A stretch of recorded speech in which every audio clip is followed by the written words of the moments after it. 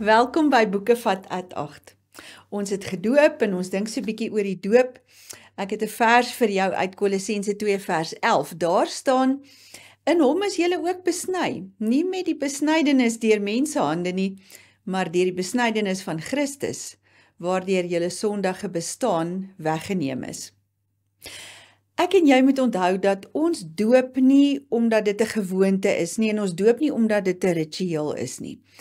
Doop is vir ons, as ons doop, is dit 'n verbondsteken. Dit is vir ons 'n teken dat jy behoort aan die verbond en jy is deel van God se mense. Jy is deel van God se kerk. Dis nie sommer net 'n leë handeling nie, maar definitief nie iets wat ons doen uit gewoonte nie. Maar doop gaan oor geloof. Dit gaan definitief oor die feit dat pappa en mamma is gelowiges en hulle glo. En hierdie mense se kinders kan mos nou nie buite die volk van God staan en die mense van God staan nie. Dan is hierdie kind mos nou deel daarvan. Maar die geloof, die feit dat pappa en mamma glo, word definitief ook gesimboliseer deur die feit dat daar water betrokke is. Die doop bind ons aan Jesus, maar geloof bind ons aan Jesus. Die feit dat pappa en mamma glo, daardie geloof is 'n ketting wat hulle aan Jesus vasbind, en die teken daarvan is dan die doop. Ons kan eintlik sê die doop is 'n simbool daarvan, van hierdie verhouding wat bestaan en hierdie verbintenis met Jesus. Dis baie soos wat 'n trouring 'n simbool is van 'n huwelik. Kyk, die trouring self is nie die huwelik nie.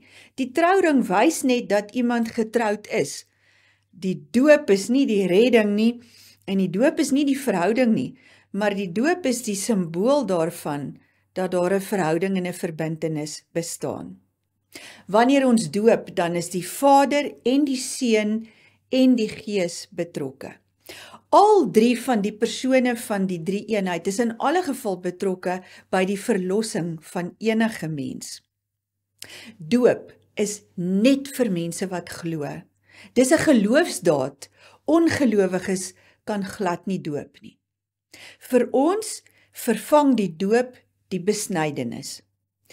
Daar waar die besnydenis was, staan die doop nou in plek daarvan, maar nou word seuns en dogtertjies gedoop. Dis nie net gereserveer vir seentjies nie. Almal dra nou die teken dat hulle deel is van God se mense. Ons het lidmaatskap aan hierdie verbond met God. Ons doop is so half 'n sirkel of 'n tou wat 'n klomp goed bymekaar bind. Die feit dat ons Christene is, die feit dat die doop die teken is daarvan, die feit dat ons deel is van die verbondsvolk van God, en die feit dat ons lede is van die kerk, van die liggaam. Alles word so mooi vasgevat met die doop. Herwaardeer gerus jou doop. Vrede vir jou.